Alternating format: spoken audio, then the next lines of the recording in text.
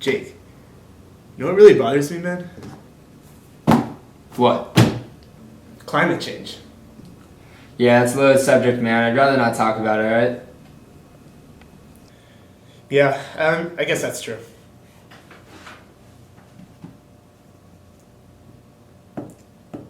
But Jake, What? well, dude, hear me out. A lot of people are talking about the subject of climate change, but no one is really talking about how to actually communicate about this subject. Yeah, you got a good point. Maybe if we learn how to effectively communicate the issue, we'll see a lot more progress in addressing the problem. Yeah, maybe.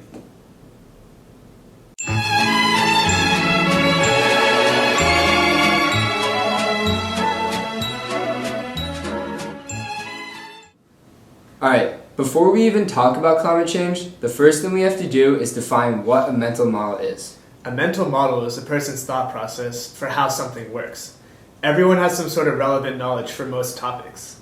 But people tend to use their prior knowledge and beliefs to form a filter that selectively absorbs the information that goes along with their mental model. Here's an example of two guys having an argument and heavily relying on their mental models. Suppose we have two people arguing over a pair of headphones. Person A and person B. Hey man, see these headphones? They're the best for music. Are you kidding me, dude? Those are trash. These headphones are 10 times better for listening to music. Oh yeah? Yeah! Well, mine are smaller and therefore more portable than yours, so that makes them better. Well, I'm sorry, what'd you say? I can't hear you. These are noise canceling. In the conversation that just happened, nothing was accomplished. It was full of confirmation bias. We both expressed strong preference for our existing mental models. I liked my headphones and gave my reasons why, and Jake did the same. We both picked information that made our arguments seem valid, and then disregarded all other information that didn't coincide with our mental models. In relevance to climate change, people often form strong opinions based on what they've seen or heard, only taking in information that supports their mental model. That kind of reminds me of something. Of national attention, and in case we have forgotten, because we keep hearing that 2014 has been the warmest year on record, I asked the chair, you know what this is? It's a snowball, and that's just from outside here. So it's very, very cold out, very unseasonal. So here, Mr. President, catch this. Here we see the senator use a false mental model. He thinks that just because it's cold and snowy outside, that climate change can't be happening. Climate change is a long-term trend and not a single weather event. But people tend to ignore concepts like that, especially if the concept devalues their opinion. People would much rather reference things that in their mind supports their argument. So how does one effectively communicate with someone who is stuck to their mental model? Well, the first thing to know is that mental models are not static. This means that one has the ability to update them as they see fit.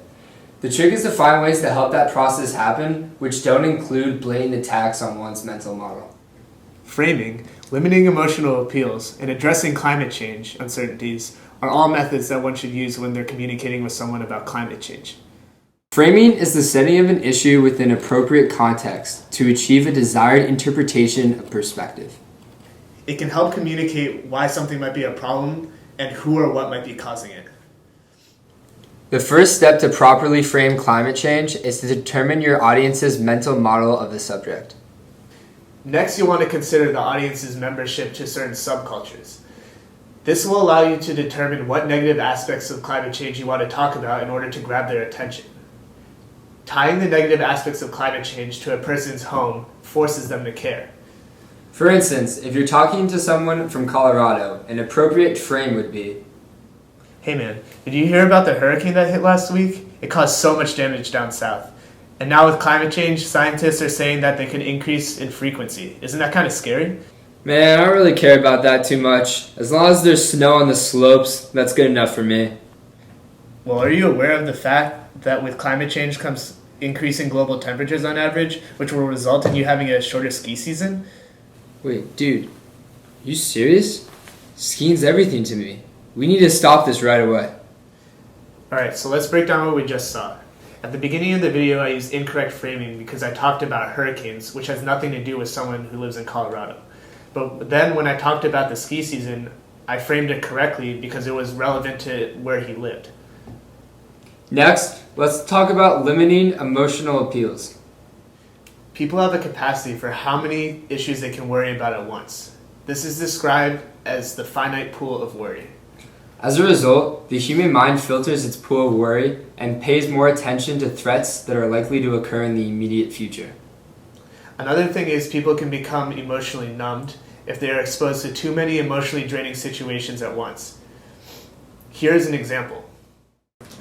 How's it going, man? Yo, I just got back from my climate change class and I heard some stuff. What'd you hear? Well, for starters, the ice caps are melting, polar bears are dying, my family's gonna have to relocate because we live on the coast, global temperatures are at an all-time high, everyone's gonna die. Hello, darkness, my old friend. I've come to talk with you again. Because a vision softly creeping. To avoid emotionally numbing discussions about climate change, balance information that triggers emotional response with scientific knowledge to leave a mark in more than one place in the brain. Also, acknowledge that the audience has other pressing issues to worry about besides climate change, such as war and natural disasters. Another thing to keep in mind when discussing climate change is that many people feel that there are a lot of climate change uncertainties. In response to uncertain situations, people tend to only do one thing to lessen their sense of worry. This is called single action bias. Here's an example of this. I'm really worried about the adverse effects of climate change. That's why I recycle. In this example, Adam thought that just because he recycles, he was doing his part to reduce the effects of climate change. While this is helpful, there is still much more he can do to combat climate change. This is something that is important to communicate when having discussions about the subject. Limit one's uncertainty about climate change. Help audiences understand what is known and what is relatively poorly understood with a degree of confidence. For example, people often think that scientists are widely divided when it comes to climate change existence. Such an uncertainty can make people very divided when they think about whether climate change is real. So in a conversation, remind them that 97% of scientists agree that climate change is currently happening. We hope you found this video useful. We believe that more effective communication on climate change will result in more people being on the same page. If more people work together, the problem of climate change can be solved.